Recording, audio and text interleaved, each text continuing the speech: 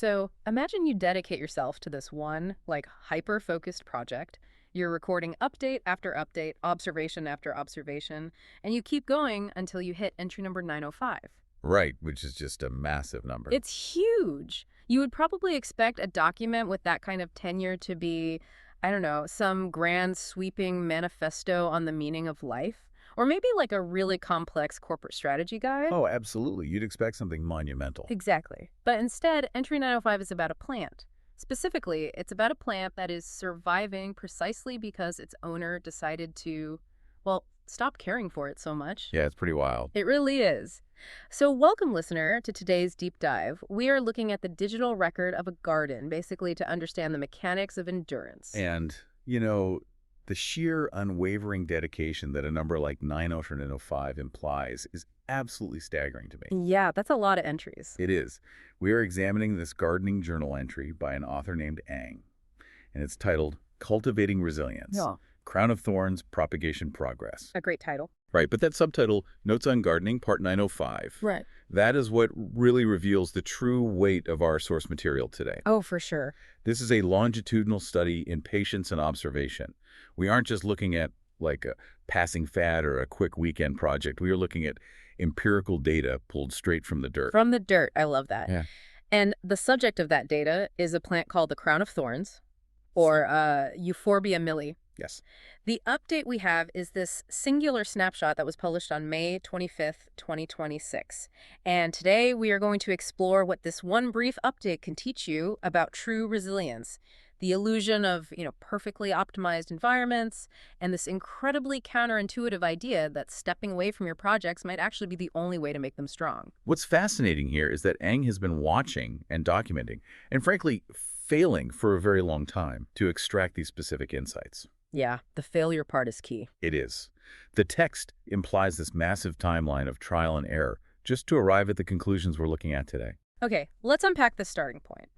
Because the journey of these specific Crown of Thorns plants, it didn't actually begin in entry 905. Right. There's a whole backstory. Exactly. Ang references a much earlier stage, way back in part 852, where this whole experiment kicked off. So Ang took cuttings from an original parent plant to propagate them, to create entirely new, independent plants. Standard gardening practice, yeah. Right. But Ang bluntly states that the propagation success rate wasn't exactly high. Which, honestly, is scientifically and philosophically one of the most important phrases in the entire journal. Wait, really? The most important? I mean, yes. Yeah. Because it immediately sets a baseline of brutal reality. Oh, I see what you mean. It shatters that modern expectation we all have of a 100% success rate. Exactly. We live in this culture that absolutely despises early failure. I mean, think about it. If we launch a new initiative at work, or if we try to build 10 new daily habits... Or fund a cohort of 10 tech startups in an incubator. Yes. Perfect example. We implicitly expect all 10 to make it. And when they don't, we just assume the system is broken or that we did something horribly wrong. We view a low success rate as a failure of management, basically. Right. But Ang's low success rate isn't a failure of the gardener, is it? No, not at all. It is a biological filter. We are essentially looking at survivorship bias in real time here. Oh, wow. Survivorship bias. Yeah. Think about the transition from being comfortably attached to the parent plant, right, where you're drawing all your resources from this established, mature system. You're getting all your meals cooked for you. Exactly. And then suddenly you have to survive entirely on your own as a bear cutting. That is a massive systemic shock. It's the equivalent of, like, leaving a massive safe corporation to launch your own solo venture. Yes, the safety net is completely gone. Poof, gone. And this is where we have to fundamentally reframe how we view early-stage friction. How so? Well, the cuttings that died, they didn't fail because of the lack of care from Ang. They failed because they lacked inherent hardiness. Ah, so the ones that survived the cut aren't just the lucky ones. Right. They are the battle-tested few. The failure of the many is actually the very mechanism that guarantees the strength of the few that remain. That makes so much sense. So by the time we actually reach part 905, we aren't looking at fragile seedlings anymore. We are looking at proven survivors. Wow.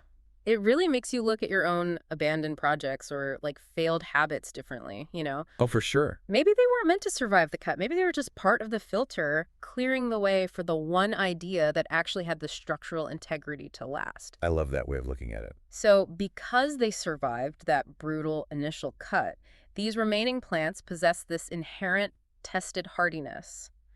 But having hardiness in a controlled propagation environment like an incubator is one thing, Right. right? Incubator is safe. Exactly. Testing it in the chaotic reality of an actual garden is entirely different. And this is where the concept of microclimates comes in. Yes, the microclimates. So Ang notes that these surviving cuttings are now placed in completely different situations all around the garden. Some are sitting out in full blasting sun, and others are tucked away in partial shade. It's the transition from the isolated test tube right into the untamed environment. Right. But, okay, I have to push back on this a little bit, or at least play the role of the confused bystander here. Go for it. How can a single type of plant thrive in completely different environments? Because usually, living things, and especially cultivated plants, they have strict non-negotiable preferences. That's the conventional wisdom, yeah. Right. You buy a plant at the store, you look at the little plastic tag stuck in the soil, and it gives you a binary instruction. It says full sun or partial shade. Always one or the other. Exactly. If you put a shade plant in the sun, it scorches. If you put a sun plant in the shade, it withers and dies. So doesn't full sun versus partial shade represent like fundamentally opposing energy realities? How is the Crown of Thorns happily ignoring all the rules of placement? If we connect this to the bigger picture, you are hitting on the vital difference between fragility and true adaptability. Okay, tell me more. We tend to view our environments as these massive, uniform monoliths. You know, we say, this is a sunny garden, or this is the toxic workplace, or this is a bad economy. Right, we generalize it. Exactly. But environments are actually incredibly granular. They are complex patchworks of microclimates. Oh, I see. The temperature, the light, the humidity, all of that can change drastically just by moving 3 feet to the left so you're under the eaves of a roof. So the macro environment might be the entire garden, but the microclimate is like the specific shadow cast by a fence post at 2 in the afternoon. Precisely. That is a microclimate. And what Ang is observing is that these specific survivors, these Euphorbia milii plants, they do not demand a perfectly optimized microclimate to function. They don't need the tag to be exactly right. Right. They don't require the utopian full sun only zone. True resilience means possessing the internal calibration to take whatever microclimate you find yourself in and just adjust your internal mechanisms to it. Wow. The Crown of Thorns doesn't demand perfect conditions. It deals with the reality of its placement. That is such a direct rejection of the hyperoptimization we see literally everywhere today. Oh, completely. I mean, think about how often you, the listener, stall out on a goal because the microclimate of your life isn't perfectly dialed in. Oh, we all do it. We do. Yeah. You tell yourself you cannot start writing that book until your desk is totally cleared off, you have the perfect ergonomic chair, and the ambient lighting is exactly right. You need the ideal zone. Exactly. We want the ideal zone. We delay launching projects because the market conditions aren't flawless. We essentially demand that the external environment accommodate our fragility. While these plants are out there demonstrating that if your internal structure is strong enough, the external environment just becomes a variable you solve for, not a barrier that stops you. That is so profound. Right. They bake in the full sun or they cool off in the partial shade, and they just get on with the business of thriving regardless. Which naturally leads to the question of how Ang actually verifies that they are, in fact, thriving. Because Ang isn't hooking these plants up to a diagnostic computer, right? No USB ports on these plants. No. This is where the text gets highly descriptive. No. We see Ang relying on a very specific set of visual cues. It basically acts as a natural dashboard. Biological telemetry. Yes, biological telemetry. I love that. So Ang specifically points out 2 completely different indicators. First, the text notes that the plants are showing off vibrant bracts in a rich red. Right, the bracts. Yeah, and Ang explicitly links this red coloration to the fact that they are getting plenty of light. But then, Ang looks at the foliage, the regular leaves. And what do they look like? They are described as firm, waxy, and a deep green. Furthermore, they are plump and well hydrated. The precision of those observations is really what reveals the depth of Ang's expertise here. It's very detailed for just a casual journal entry. It is, and we really need to dissect the mechanism here because Ang is reading two completely different systems on that biological dashboard. Okay, break it down for me. First, you have the vibrant red bracts.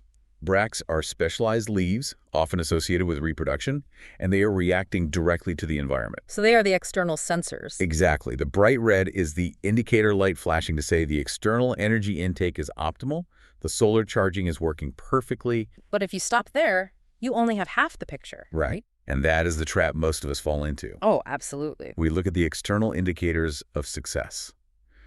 The top-line revenue, the social media metrics, the outward appearance of productivity, and we declare the system healthy based solely on the input. We see the red bracts and say, we're good. Right. But Ang deliberately shifts focus from the external sensors to the internal battery casing, the foliage. The firm, waxy, deep green leaves. Yes. And why does Ang emphasize the word waxy? This isn't just an aesthetic description to make it sound pretty. No, a waxy surface is a specific evolutionary adaptation designed as a sealant. It is a literal physical barrier against moisture loss. Oh, wow. So while the red bracts confirm the energy coming in from the sun, the waxy, plump leaves confirm the resources being held securely within. That's a huge distinction. It is. Ang is reading the external indicator of energy alongside the internal indicator of retention. Because if you only look at the bright red color, you might celebrate the fact that the plant is getting blasted with light, completely missing the fact that the leaves are shriveled and the core system is dying of thirst. Exactly. You have to read the entire dashboard. You need the full diagnostic picture. It is exactly like a business pulling in massive revenue but hemorrhaging cash on the back end because they have no internal retention mechanisms. That's a perfect analogy. The vibrant red external sensors don't mean a thing if the internal battery casing is leaking. Right. It requires a completely holistic view of health, balancing what the system takes in with what the system can actually keep. And speaking of keeping resources, the fact that those leaves are plump and well-hydrated brings us to the most provocative part of entry 905. Ah, yes. The hydration mystery. The hydration mystery.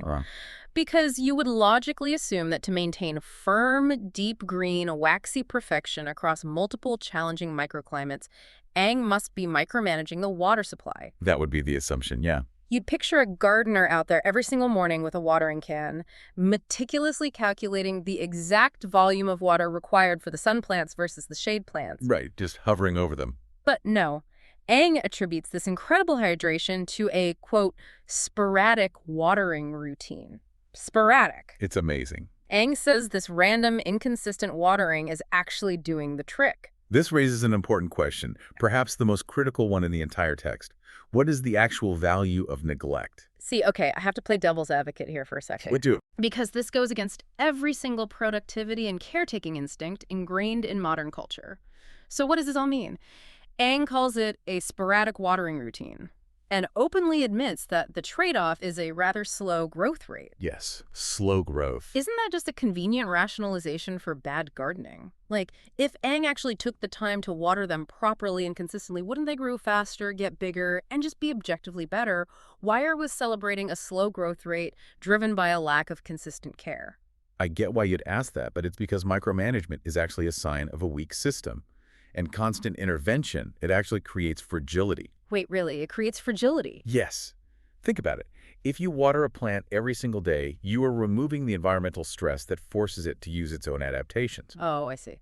Why would the plant invest precious energy in developing that tough, waxy sealant on its leaves if it knows the external water supply is mathematically guaranteed every morning at exactly 6 a.m.? It wouldn't. It would completely abandon its defenses. It would become, like, lazy. Exactly. It becomes structurally dependent on your constant intervention. By employing a sporadic watering routine, Ang is intentionally forcing the Euphorbia milii to rely on its own internal hardware. The sporadic nature of the water is what makes the waxy leaves necessary in the first place. Right. The irregular care forces the plant to optimize for retention.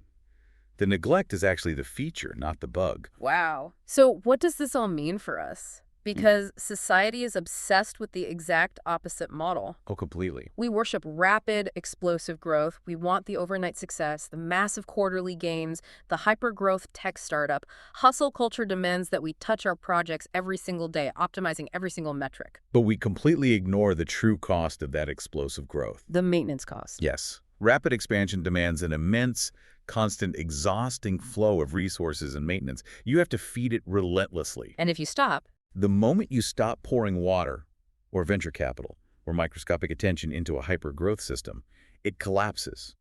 It collapses because it never developed the waxy retention mechanisms required to survive a drought. oh man, it is the difference between a delicate hothouse flower and the crown of thorns. Precisely. The hothouse flower looks massive and impressive, but it dies the second the thermostat breaks.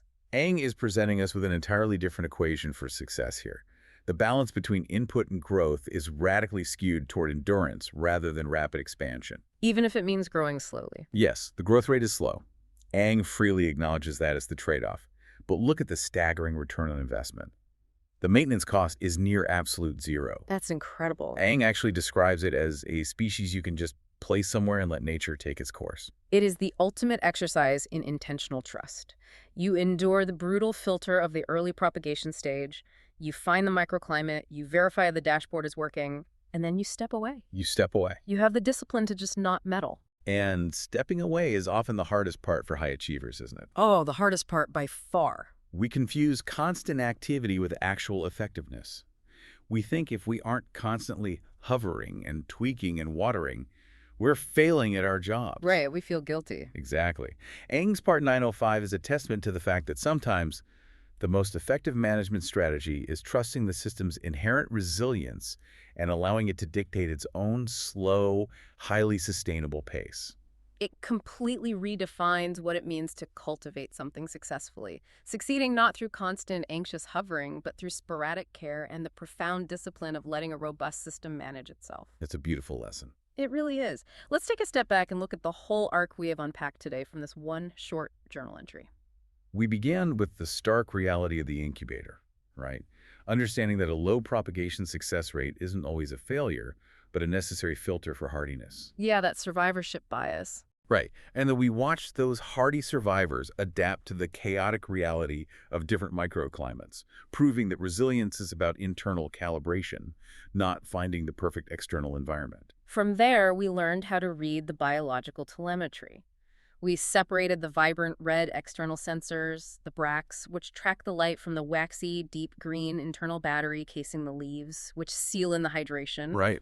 We learned that the outward signs of success mean nothing if the internal retention isn't there. Which ultimately forced us to grapple with the massive trade-off, Yeah. accepting slow growth in exchange for the unshakable endurance that only comes from intentional, sporadic care. It's just a masterclass in reading vital signs and respecting the hidden costs of hypergrowth. It really is. And it is incredible that all of this wisdom was sitting right there in part 905 of a gardening journal, quietly published on a Tuesday in May. Hiding in plain sight. Exactly, which is exactly why this matters so much to you, the listener. It proves that the mechanics of resilience aren't always locked away in some dense textbook or a 3-hour corporate seminar. They are playing out in the dirt, waiting for someone patient enough to observe them. You just have to look closely. So as we wrap up today's deep dive, I want to leave you with a lingering thought to mull over. We have seen how Ang's Crown of Thorns thrives precisely because it is left alone to grow slowly, forced to rely on its own internal defenses rather than constant external intervention. Right. Look at your own life. What project, what team, or what relationship might actually be suffering from your constant micromanagement? And how much stronger could it become if you simply stepped back, offered a little sporadic care, and let nature take its course?